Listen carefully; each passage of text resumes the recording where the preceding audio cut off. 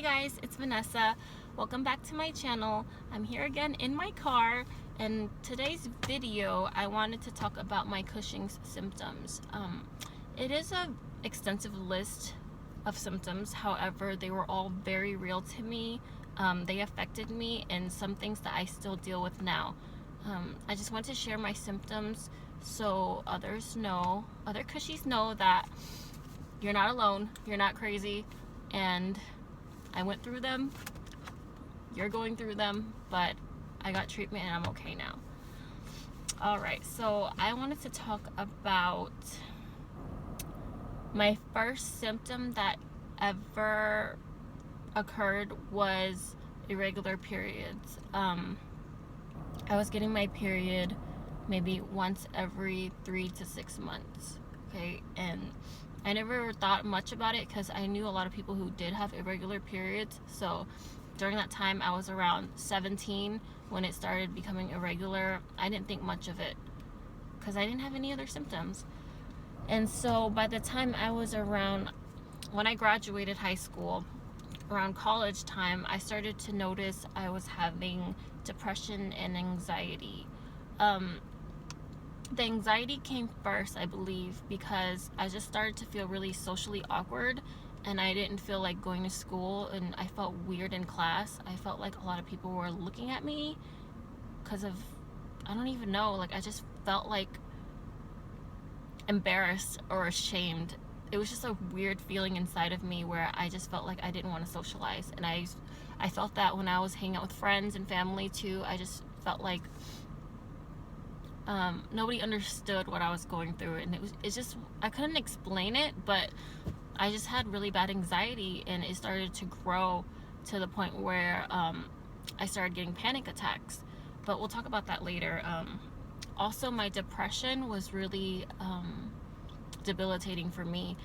My depression started setting in after the anxiety, and I just started to feel lack of motivation and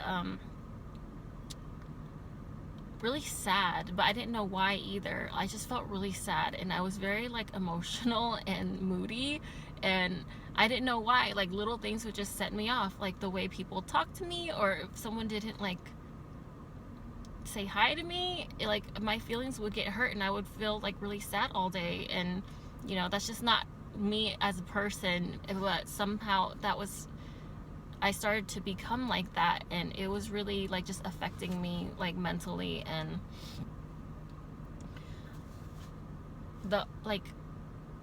I don't know how to explain it, but it just felt like really like a dark cloud that was over me. And I felt like my future like was so futile, is that the word? Like, you know, I couldn't see a future. Like I honestly just felt like laying in bed all day. I didn't want to do anything. And when I did, I wished that I wasn't there. I wish I wasn't, you know, I just wished that I was in bed and I didn't want to talk to anybody. And so, you know, to make things worse, I started getting panic attacks. And I remember my first panic attack. I think I was having a fight with my then boyfriend, and it was over something so small, and then I just felt like my chest was so heavy. I felt numbness all over my body, like especially in my face. Like I couldn't move my face, and I just felt like there was like a brick inside right here, my chest, so heavy, and I could not breathe. And I started to get numb everywhere. I couldn't feel my whole body, and it was just like, it took maybe 30 minutes of being consoled for me to actually begin to feel normal again and breathe and like get out of my like haze, my panic attack haze. But that was one of the things that I was really afraid of too. So when I started getting panic attacks, it just made me feel that much more anxious to even live life. Like I couldn't do anything. And then, so that was during my college years. You know, I still tried to like hide behind all of the pain with just like, and with a smile, and I just wanted to feel normal. So I really put up a front in front of a lot of people, and you know, I felt like a lot of people thought that I was coming off being like really fake, but I was just trying to protect myself from being hurt or being judged. And so, you know, I would just smile, be very agreeable, and just like not be authentic or be like who I was, because I didn't know who I was. I was so confused about what was happening with me. And you know, just to make matters worse, by the time I was about 21, I started to get really bloated. My face started to have the moon face, where it was just getting really wide and bloated looking, and I just didn't know what was happening to me. I thought maybe I'm just getting old, maybe I'm just like drinking too much alcohol or not eating healthy enough. So during that time I went on a very strict diet, and basically all I had was vegetable broth every day and with a little bit of protein, okay? And I would exercise 3 hours every day. I would do you know that popular video called Insanity? Yeah, I did that for an hour, and then I did 2 hours more at the gym at the apartment that I used to stay at. And so I was still getting really bloated, and then on top of that, my acne was just getting worse. Prior, my acne was never ever that bad. I had pimples here and there, but then my acne just got so bad. I started to get these like bumps like underneath my skin, where it felt like liquid inside, and that's what I think was a cyst, like cystic acne. And I would just get them like 1 or 2 here, and then eventually at my peak when I was 23, 24, I had it all over, covered my whole face. I had it on my neck too, like right here underneath, and it just covered my whole face. It was oozy. I couldn't smile, I couldn't move my face, because if I did, like the cyst would break and it would ooze. Like, what kind of life is that? You know, you're anxious, you have anxiety, you have depression, your face is starting to bloat up like a balloon, and now I have all this acne covered my whole face, and it was oozing every day. I mean, I just did not want to go out in public at all. And probably acne, anxiety, and depression was probably the worst for me. You know, so I really feel for people who don't even have Cushing syndrome but have acne, because it's just the worst thing to like walk out in public feeling like everyone's looking at you, and you know, people are telling you like wash your face more, and telling you their acne regimen in a really bad reminder every time you went out in public. So I just didn't even want to be outside, and that's the reason why I stopped talking to a lot of people. I stopped talking to a lot of friends and family. Like, I only talked to my mom, my sister, my boyfriend at the time, because I didn't want anyone to know how I looked. I was ashamed of myself, or how I felt, because I was just in this really bad, shameful period where I was ashamed of myself, and I didn't know why. I felt like something was wrong with me, like I did something to deserve this, and I felt really shameful for being sick. But that time I didn't know I was sick. I gained about 15 pounds with Cushing's, you know, and during that time I was basically starving myself. So I don't know, if I would have eaten like more and didn't exercise, then I could have gained a lot more weight. But I was trying to be very physically active during that time. So once I got diagnosed, though, I kind of let myself go a little bit, and just like kind of accept the process more, accept myself more, because yeah, I'm sick. Like, thank God that I find out that I'm sick, you know. And I wasn't so hard on myself after that. So then oh yeah, another really bad symptom of mine was that I had insomnia. Like, to add to the anxiety, paranoia, and delusions, I had insomnia. So I only slept maybe 3-4 hours a night. I could not sleep, and even in my sleep I was shaking. Like, I was just, when you're sick with Cushing's, it's like you're always your body is producing a lot of steroids. Okay, the tumor that I had on my adrenal gland was causing so much cortisol in my body. And if you guys know what cortisol is, it's the stress hormone that, you know, I guess when you're stressed out, like your adrenal gland pumps out a lot of it, so it helps you like cope with stress. However, I was just making like 5 times the normal amount of a normal person would make, and it was circulating in my body for years. So I just felt really like hyped up all the time. Like I was on caffeine and I just could not sleep. I was restless. So my schedule would basically be me sleeping at maybe 4 a.m., waking up around 7 or 8 a.m., and then I would start cleaning.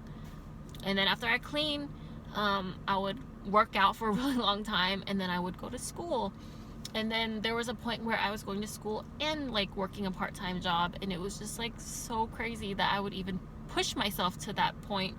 But I was doing all of it, all the while, you know, suffering from all the other symptoms. And it was just really the craziest time in my life. I just did not know how to slow down at the time, and I was just so hard on myself. So now I've learned to relax a lot more, because now I don't have that, you know, a lot of the symptoms and a lot of the problems. But I just can't believe I went through something that crazy. But, you know, if you're going through that right now, just know that don't be so hard on yourself. The symptoms, they're symptoms. They're not, it's not you, okay?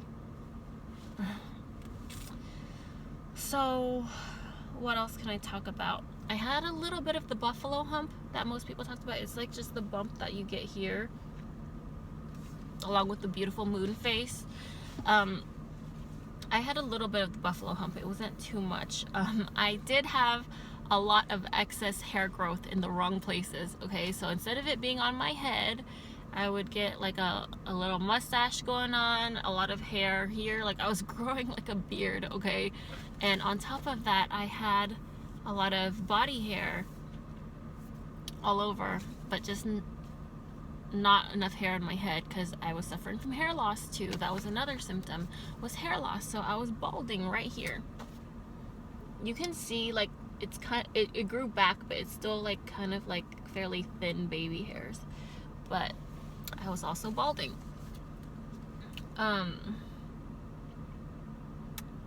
I did have muscle loss a lot on my legs and arms, so like I was really bloated with my stomach, with my face, but however my arms were very skinny and my legs were very skinny, so I didn't have a lot of muscle going on. So that was another symptom. I was fatigued all the time, even though I was so hyped up, feeling like I was on some kind of caffeine buzz.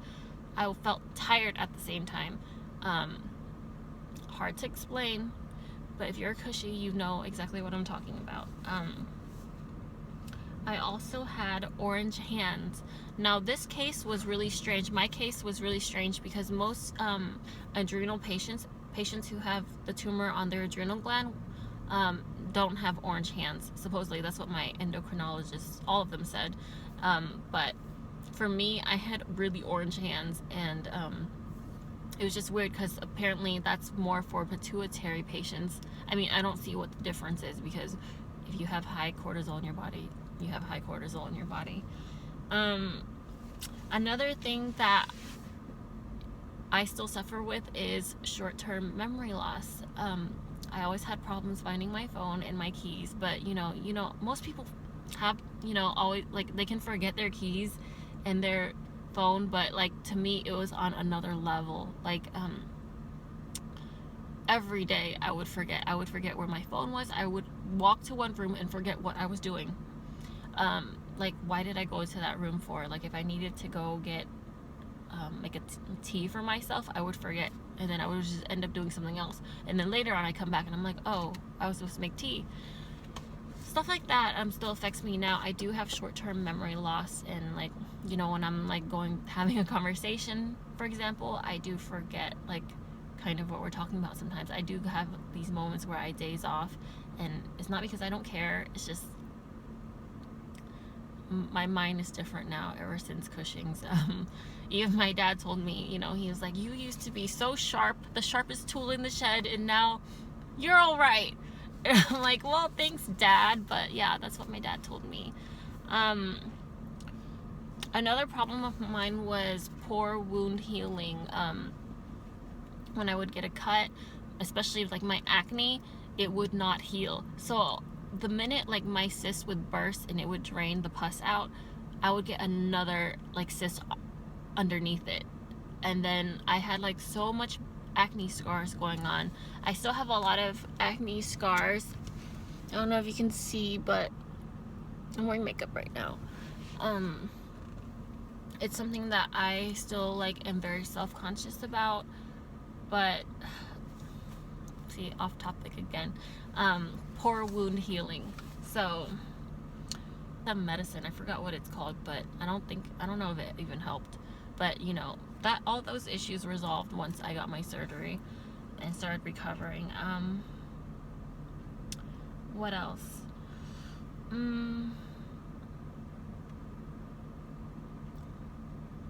I think that's about it for my symptoms. There might be, you know, little ones in between here and there, but those were the main ones that were very debilitating for me. And for the anxiety and the depression, what really helped me was blogging. Blogging, I would say, saved my life, and actually protecting myself from being in stressful situations. So what I recommend for you guys is to find an outlet to let go of all of that, all of those things that are like hurting you.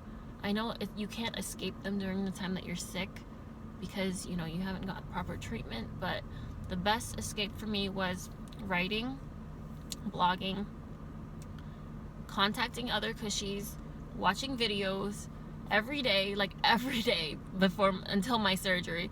I watched videos just to help myself feel better and to remind myself that people are out there living their life and there's life after this and you'll be okay. Also, I had my doctor prescribe me some antidepressants. Like, I always told myself I will never ever be that person who takes antidepressants. I don't need that help. I'm not crazy. But sometimes you do need that help. You're not crazy. You know, you're sick right now. And some of the symptoms you cannot fight on your own. So being on antidepressants saved my life. That and surrounding yourself with the right people who are understanding. I mean, no one will fully understand what you're going through except for you and another Cushing's patient. But just don't put yourself in stressful situations or for people who trigger you.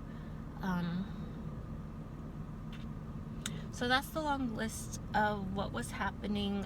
I know it can be a confusing time. I know it can be a confusing time for you because, you know, all these symptoms are coming all at once. So that's my list of symptoms. I know it can be a very confusing time when all of these symptoms hit you all at once, but just know that you'll be okay. I went through all of that, and at my peak, I didn't know how to handle it. Okay, I didn't handle it well. I tried to end my misery, and I'll talk about more of that on my next video. However, it is really hard, and whatever you're going through is real, but just stay strong, and there's an end result. And you know, I suffered for a very long time too, and I made it out okay. I'm okay now. Moonface is gone, acne is gone, so just stay strong. And that's my video. So if you guys like this video, please like the video. You can subscribe to me over here, and also share the video if you think that someone else is going through Cushing's or some kind of hormone issue. You know, feel free to share this video. And also, I would like for you guys to comment down below and let me know if you're a cushy or if you're just somebody who's going through depression or anxiety. Just comment your symptoms below and maybe we can talk about it. Alright, thank you guys for watching. I'll see you next time.